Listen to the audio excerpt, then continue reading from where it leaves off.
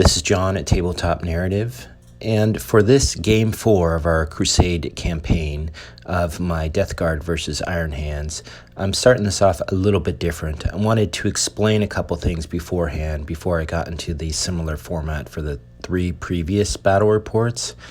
And one of the things was a little bit of how the army had changed. I have used my same army as last game, and my friend had decided to use some requisition points and basically change up his army a little bit. And so I think he added some Centurions and another Intercessor squad, and took out the Contemptor and I think the Apothecary and the Tech Marine. So a little bit different list for him. It is the Relic as far as the mission. And in a minute, I'll have a little video that I filmed kind of showing how the custom rules and the board setup was for that.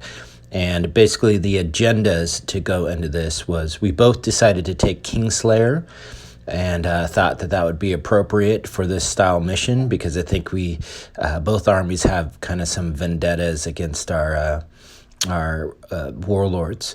And then I had taken Reaper, just to decided that I had to kill some stuff, and whoever can kill the most would get some points, some experience points out of that.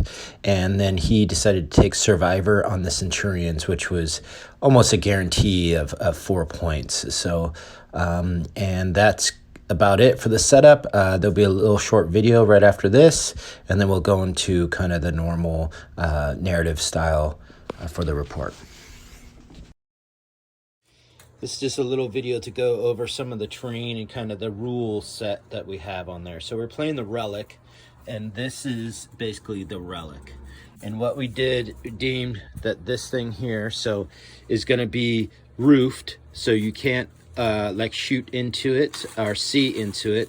You also can't land on top of it, so we'll see that it's kind of domed. It's not going to block line of sight. I mean, only thing would be block line of sight would be how tall this is, we'll say. So shooting like over it, if you could see anything, should be fine. And then we have one other special action. Is what it is you basically, an infantry squad has got to be within an inch of this, and only one model has got to do an action, so that model can't shoot.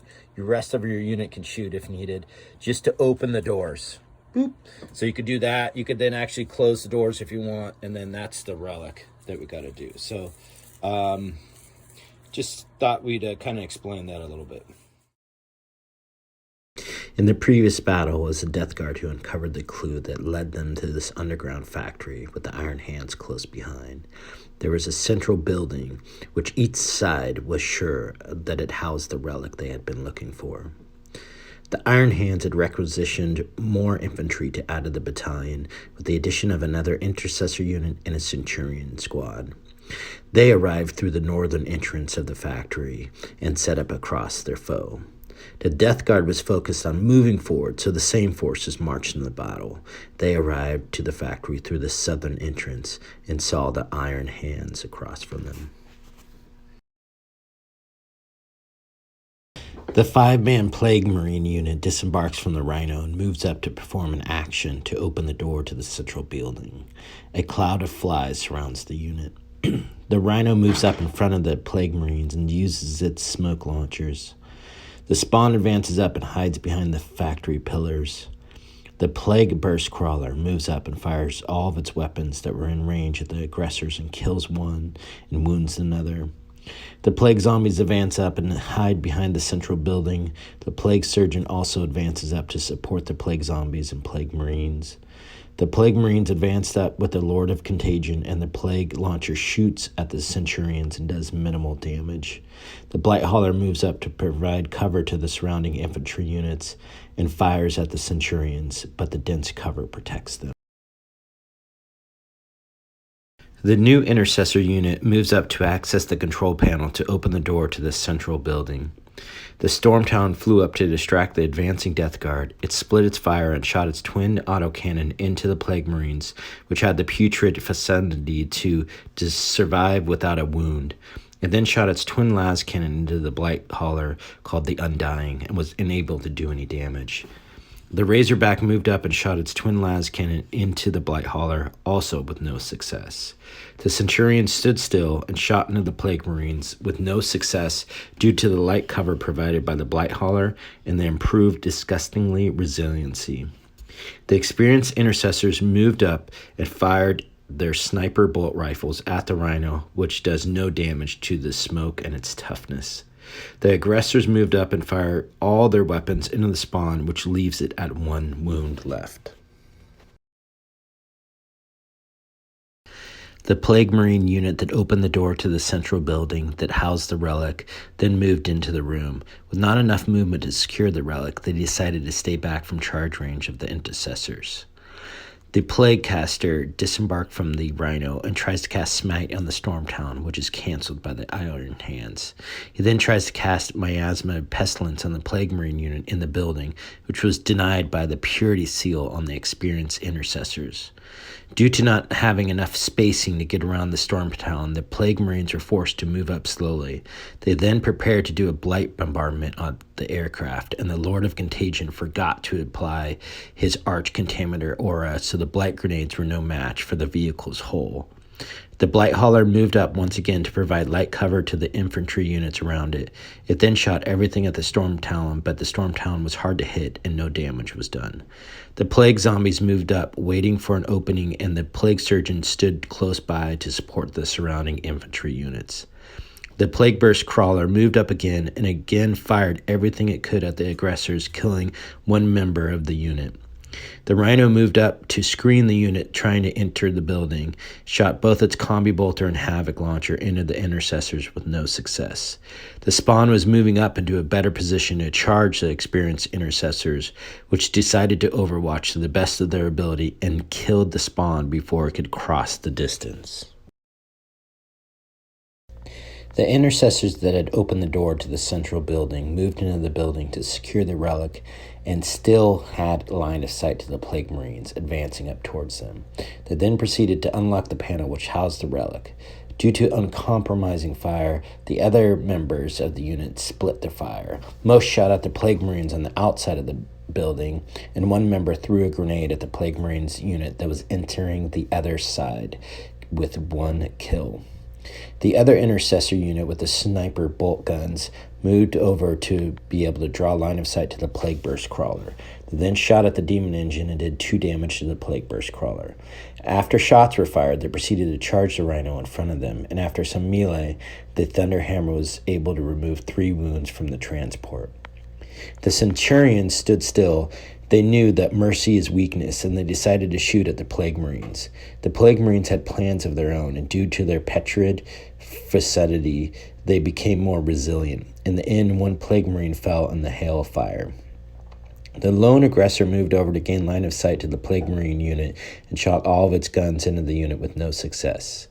The Razorback moved forward and fired its twin las cannon at the Plague Hauler known as the Undying. Due to the protection of the demon heritage, the Blight Hauler was unharmed. The Razorback was then instructed to charge the Plague Marines in hopes of stalling their advance. The Lord of Contagion was able to heroically intervene and was seeking vengeance for the last encounter. He dented the hull but was unable to cleave the transport in 2. The Storm Town flew over towards the Plague Caster and decided to take advantage of being able to target the character. It split its fire and shot all the autocannons into the Plague Marines into the building, killing 1. It then shot the twin las cannon at the Plague Caster, killing the Psyker. The captain knew that there was a Plague Marine unit entering the building from the other side and activated his jump pack to fly over the building and land in front of the unit. He then charged the 3-man Plague Marine unit and crushed 1 member with his Thunderhammer. The Plague Marines then attacked back, and the Power Fist almost fatally wounded the captain. The Rhino fell back from the intercessors so they could be shot by the Plague Burst Crawler. The Plague Burst Crawler moved to make sure its Plague Spitters could hit the intercessors, but still keep line of sight through the building to target the other intercessors who had the Relic. Even after all the positioning, the Plague Burst Crawler was unsuccessful in damaging any of these units. The Poxwalkers moved over to the other door of the building to try and support the 2 Plague Marine in melee with the captain. The plague surgeon moved behind the building out of line of sight, but still in range to help the plague marines.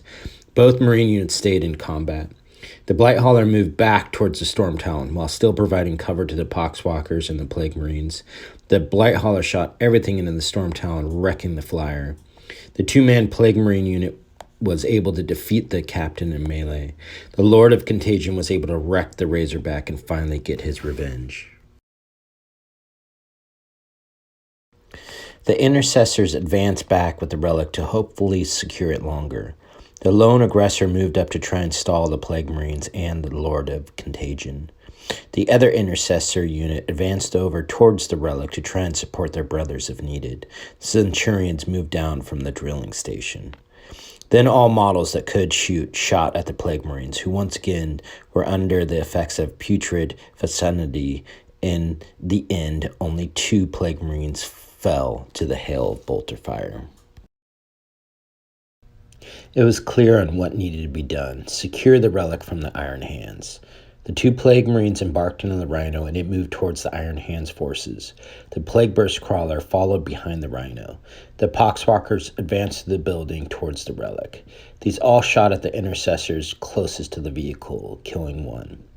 The Plague Marines, Lord of Contagion, Blight Hauler, and Plague Surgeon all moved up towards the Iron Hands forces. The Blight Hauler used its parasitic fumes to help the armor penetration on the Intercessors holding the Relic. The Plague Marines used Blight Bombardment to throw all Blight grenades at the Intercessor unit, while the Blight Hauler fired everything it could at them also. In the end, 2 of the Intercessors fell. The Lord of Contagion charged the lone aggressor and cleaved him in 2 with his Plague Reaper. The Plague Marines charged the Intercessors holding the Relic and used their trench fighting techniques to kill the whole unit, leaving the Relic unclaimed. The Iron Hands were desperate to hold the Relic before time ran out. The 2 remaining infantry units both moved towards the Relic. The Intercessors and Centurions shot at the Lord of Contagion and struck him down. They then charged the 3 Plague Marines to position themselves around the Relic as best they could. Even with all their fury, they were unable to wound the Plague Marines. The 2 Plague Marines disembarked from the Rhino to get ready to charge the Iron Hands. The rest of the Death Guard units all charged into the giant scrum. The 2 Plague Marines that charged in were able to kill 2 of the Intercessors. The lone sergeant tried to finish off the Plague Marine unit with his Thunderhammer, but was unsuccessful. This then allowed the Plague Surgeon to pile in to attack the sergeant, although he was unable to land any blows. The plan was simple, because they had already secured the Relic for a short time during the earlier part of the battle. All what they needed to do was to get closer, or as close to the Relic as the Death Guard. It seemed that the Relic had a mind of its own, and because the connection was already established with the Iron Hands, they just needed to be close to it so it would uncover its true identity. The Plague Surgeon was the first to act in the melee, and he cut down the sergeant. The Centurions then acted, and using the Assault Doctrine, they were able to cut down 2 Plague Marines, allowing them to consolidate closer to the Relic. The remaining Plague Marines could not wound the Centurions, which left them equal distance to the Relic when it released its secrets, giving the Iron Hands the victory for the first time in this epic campaign. The factory the battle was taking place in was starting to quake and crumble just as the Centurions secured the final info on the Relic. The Relic released a code similar to an STC that was held by the Centurions. As they made their way out of the factory while securing their fallen brethren, they were picked up by a hovering Thunderhawk waiting on their position. As they lifted off, the Centurion Sergeant began to debrief the Iron Hands captain, who was barely conscious. As he was describing the Relic to the captain, the essence of the Relic seemed to be reaching out to the captain, and it was beginning to alter his bionics. It was improving the connection between man and machine right before their eyes. The captain was regenerating at a rapid pace. Now his bionics were what the apothecaries would call an artisan bionics. The Relic would indeed help the Iron Hands in the battles to come. Due to winning the battle, the captain received the Relic Artisan Bionics. And the Centurions were able to complete the Kingslayer agenda by killing the Lord of Contagion, and also got full XP for the Survivor agenda. This allowed them to gain a Battle Honor Marksman honors. The 5-man Plague Marine unit was able to complete the Kingslayer agenda by killing the captain, earning them the name the Harvesters. This allowed them to gain a Battle Honor Veteran Warrior.